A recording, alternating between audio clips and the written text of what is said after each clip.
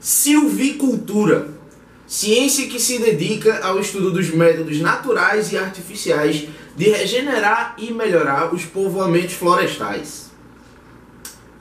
Errei então.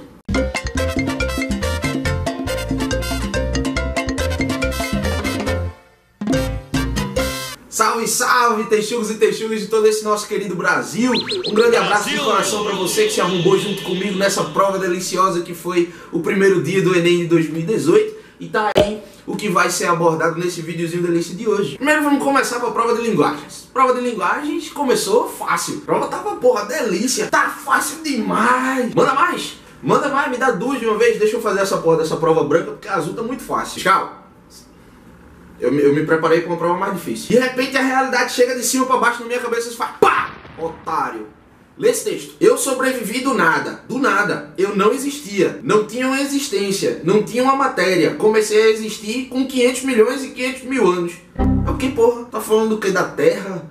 O que é isso? Logo de uma vez, já velha. Eu não nasci criança. Nasci já velha. Depois é que eu virei criança.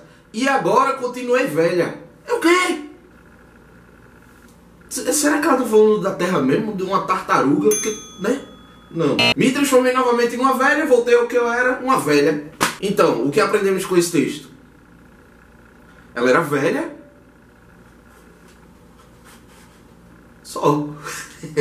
Que prova cabulosa do cacete, meu irmão. Daqui a pouco tem lá o texto, eita, a menina é lésbica, de repente, pá, a avó dela é lésbica também. Plot twist no Enem. Eu não tava entendendo mais nada.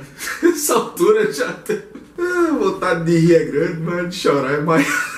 Em resumo, essa prova de linguagens, eu achei ela menor que a do ano passado, no sentido de que os textos eram de fato menores. Eu achei ela com menos imagens, não contei ainda, mas eu tive essa impressão dela ter menos imagens do que a do ano passado.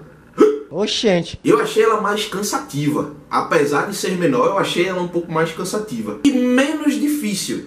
E isso aí não é uma opinião muito popular não. Tem muita gente que está discordando de mim nisso aí. Inclusive eu acho que a maioria discorda de mim. A maioria acha que essa foi a prova de linguagens mais difícil da história do Enem. Eu ainda acho que a do ano passado foi um pouquinho de nada mais difícil, mas se a do ano passado foi 10, essa foi 9.9. Sabe, o nível de dificuldade não está variando tanto assim, não. Então, se você acertou poucas questões, não se preocupe, porque a TRI ela vai nivelar, ela faz isso, já aviso aos meus alunos desde o ano passado, no vídeo de crítica da prova do Enem de 2017, tem aqui no canal também, eu falo a mesma coisa, certo? A prova quando é difícil, a TRI ela aumenta. E aí a gente vem de até 2016 num cenário em que você acerta, para passar, por exemplo, em medicina sem cotas, você tinha que estar acertando aí em linguagens 39 questões para cima, para você estar confortável. Hoje em dia não. Hoje em dia uma pessoa confortável, aquela que provavelmente vai passar na primeira entrada, ela tá acertando aí, sabe, 36, 37 em linguagens. Essa prova realmente foi difícil pra caramba. E aí, provavelmente vai ter gente entrando em medicina sem cotas, acertando suas 31 a 32 questões, a depender das outras provas, claro. Mas a nota de linguagens vai subir por conta da TRI. 2017 foi assim, 2018 acredito que vai ser assim, e eu tô sentindo que isso aí é uma tendência. Daqui pra frente eu acho que vai ser por aí. Aí veio a prova de humanas. Essa... porra! Sabe uma coisa que eu achei bacana nessa prova? Tinha várias questões cujo enunciado tinha uma frase apenas. Veja esse enunciado, por exemplo. A quem não basta pouco, nada basta. Uma frase. Acabou a questão. Agora olha esse. Os portos sempre foram resposta ao comércio praticado em grande volume que se dá via marítima, lacustre e fluvial e sofreram adaptações ou modernizações de acordo com um conjunto de fatores que vão desde a sua localização privilegiada frente a extensas e terlândias, passando por sua conectividade com modernas redes de transporte que garantem acessibilidade associadas no atual momento à tecnologia que os transformam em pontas de lança em uma economia globalizada que comprime o tempo em nome da produtividade e da competitividade. Isso é uma frase só! O que porra esses caras têm contra ponto final? Uma frase só vai interpretar essa merda aqui. Já na questão 57 da prova azul. 57? Perdi a questão! 65 da prova azul. O cara já tem 3 derrames cerebrais por minuto, e aí vem uma porra de uma questão que tem uma frase do tamanho de um parágrafo. Era uma frase só. Tem mais, eu circulei uma porrada de questões aqui, cujo enunciado era uma frase só do tamanho de parágrafo. Um bocado. E o pior da prova nem era isso, nem era interpretar os textos. O pior da prova era as alternativas. O que tem o cu a ver com as causas, pelo amor de Deus? Tava lá o enunciado dizendo que o cara ia ser mesário, aí ele colocava o revólver aqui, ficava os outros olhando quem ia votar. Eu, beleza, voto de cabresto, coronelismo. Aí lá vai as alternativas. Letra A, escova progressiva. Letra B, baby baby do Birulei Bilei. Cadê o voto de cabresto? Teve um momento que eu tava fazendo a prova e eu tinha certeza que eles tinham trocado as alternativas. Fiquei, porra, será que isso aqui são as alternativas dessa questão mesmo? Vai te tomar no... Tava difícil pra cacete. Essa prova de humanas, na minha humilde opinião fecal, que ninguém pediu, foi a prova de humanas mais difícil da história. Mais do que a do ano passado, que já tinha sido a mais difícil da história. Então tá aí outra tendência, cada vez mais difícil. Cada vez menos questões de conhecimento geral, que são aquelas que você responde só interpretando. E nessa prova até tinha um bocado. Só que o seu nível de interpretação tinha que ser ainda maior do que as dos anos anteriores.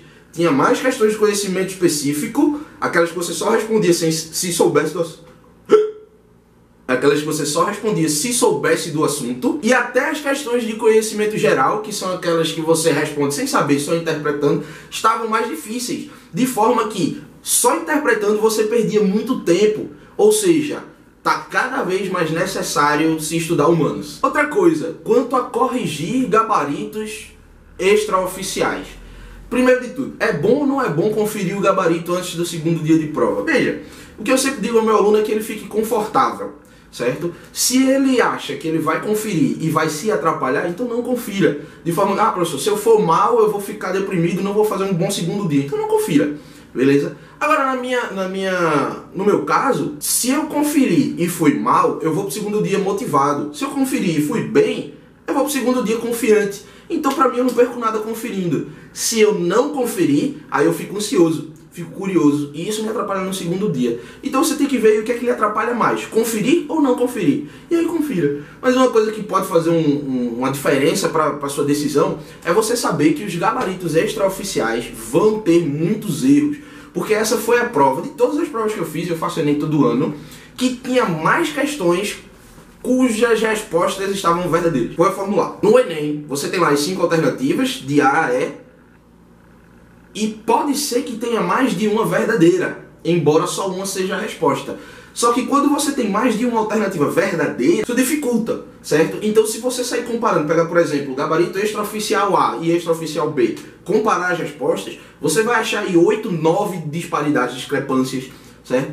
Então você pode conferir com os gabaritos extraoficiais, mas ciente de que quando chegar o oficial, vai mudar uma caralhada de questões aí, certo? Porque os extraoficiais são feitos pelos professores e até os professores vão ter dificuldade. E para terminar, o tema de redação. O tema da redação dessa nova banca que começou no ano passado está vindo cada vez mais específico concernente ao conhecimento e abrangente concernente às abordagens. Seguinte maneira, antes a gente tinha preconceito religioso, violência contra a mulher, são coisas que todo mundo tem um contato direto ou indireto amplo no cotidiano.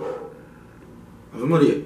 Então você já sabe mais ou menos o que falar, já tem mais ou menos esse viés, e todo mundo já tem um pouco de conhecimento sobre esses temas. Você consegue discorrer com facilidade.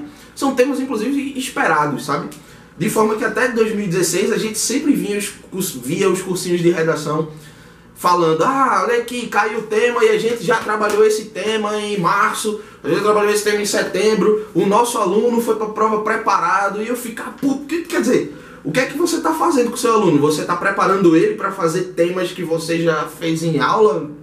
Você tem que treinar o seu aluno para escrever uma boa redação, independente de ele já ter feito ou não um tema com você. E aí essa banca nova me veio com educação de surdos, e agora com esse tema maravilhoso aí, que também não é um tema que a gente debate com tanta frequência, que a gente sente a influência conscientemente dele no cotidiano, ou seja, fica um pouco mais difícil de algum curso já ter feito uma redação sobre isso, ou de você já chegar lá munido de muitas informações, saber discorrer, O que eu acho uma coisa boa, porque aí você está realmente medindo lá na hora a habilidade do aluno de discorrer sobre um tema que ele não necessariamente tenha treinado antes. E eu acho que isso é interessante. E aí, velho, tá todo mundo com medo de ter fugido um pouco do tema. Por quê? Porque a abordagem desse tema é muito mais abrangente. Você pode falar de fake news, tanto quanto você pode falar de algoritmos do Netflix, Instagram e essas coisas,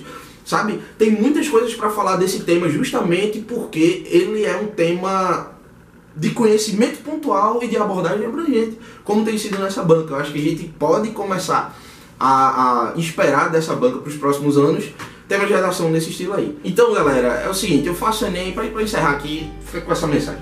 Eu faço Enem todo ano, eu gosto de fazer simulados e tudo mais, e os simulados de primeiro dia que eu normalmente fazia, eu ficava 81, 82 acertos dos 90, e tanto em 2017 quanto em 2018, meu número de acertos ficou bem abaixo disso. Ficou lá pelos 70, 72. E esse ano eu não sei ainda, né? Porque ainda não saiu o oficial, mas eu acredito que eu vou ficar por aí mesmo. Entre 68 e 71 acertos. Isso é o mesmo cara, com o mesmo nível de conhecimento. A nota, ela não varia tanto, justamente porque a TRI leva pra cima.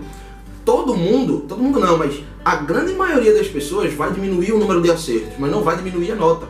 Então existem dois tipos de alunos, dois tipos de comportamento frente a isso. O aluno que vê o número de acerto deles ser menor do que o que ele fazia nos simulados, daí ele se desespera, perde a confiança e vai para o segundo dia prejudicado. E tem o aluno que vê que o número de acertos dele diminuiu, mas o de quase todo mundo diminuiu junto. E aí ele percebe que tem essas pessoas chorando e perdendo tempo, porque estão abaladas com o número de acertos. Percebendo isso, esse cara se eleva e usa essa semana para passar na frente dos concorrentes que estão perdendo tempo. Seja esse segundo tipo. Alright? Abraço e até o segundo